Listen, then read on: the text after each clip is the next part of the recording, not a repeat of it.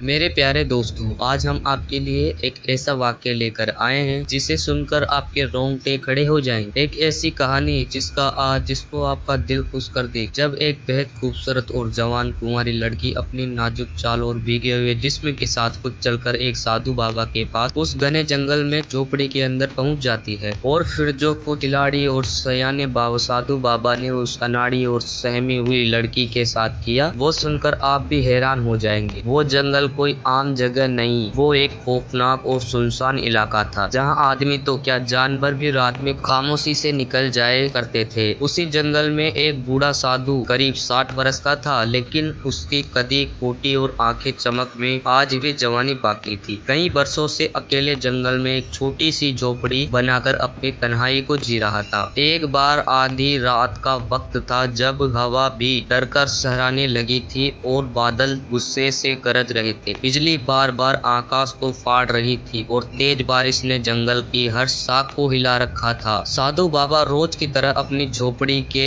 अंदर बैठे हुए थे, कुछ सोचते गुनगुनाते हुए। तभी अचानक झोपड़ी के बाहर एक दस्तक सुनाई दी। एक बार दस्तक नहीं, बार बार खटखटाने की जैसे आवाज आई। जान बचाकर वहां आया तो बाबा चौंक गया कि इस वीरान में आधी रात को कौन हो सकता है। उसने फौरन उठकर दरवाजा खोला तो मंजर सामने था। खुद देखकर उसकी आंखें झक-पक होने लग गई। भूल गया सामने खड़ी थी एक बाल की खूबसूरत नौजवान लड़की, और बारिश की वजह से उसके बदन पर हर लकीर साफ दिख रही थी। वो कांप रही थी और उसकी आंखें में डर ऐसे था कि जैसे मौत उसके पीछे भाग रही है। बूढ़े साधु बाबा ने अपनी आंखें को कुछ सेकंड बंद किया, फिर गले से आवाज निकालते हुए पूछा, ए लड़की, तू कौन है? इस वक्त इस जंगल की तरफ अकेली क्या कर रही है? बाहर तूफान है और अंधेरा है और बारिश की मार चल रही है। कहां से आई है और किसके भरोसे पर घर से निकली है? वो लड़की कांपती आवाज में धीरे धीरे बोली, बाबा, मैं पास वाले गांव में रहती। वहाँ कुछ पेशी लोग मेरे पीछे पड़ गए। मेरी जवानी पर उसकी गंदी नजर है। वो मुझे पकड़ कर मेरी इज्जत के साथ खेलना चाहते। वह किसी तरह भागकर जान बचाकर यहाँ आपके पास चली आई। यह सुनकर बाबा की आंखें कुछ सवाल की लकीर खींच गई, मगर उसके बिना कोई और पूछताछ किया झोपड़ी का दरवाजा खोल दिया और कहा, डरो मत, अंदर आ जाओ, यहाँ कोई पर हाथ नहीं डाल सकता। वो लड़की जैसे तेरे हिम्मत करके झोपड़ी में दाखिल हुई। उसके कपड़े भीगे हुए थे और चेहरे पर थकान और खौफ एक साथ सवार था। बाबा ने उसे ओढ़ने का एक पुराना कपड़ा लाकर दिया और कहा, बैठ जा, घबराने की जरूरत नहीं। अब बताओ पूरी बात,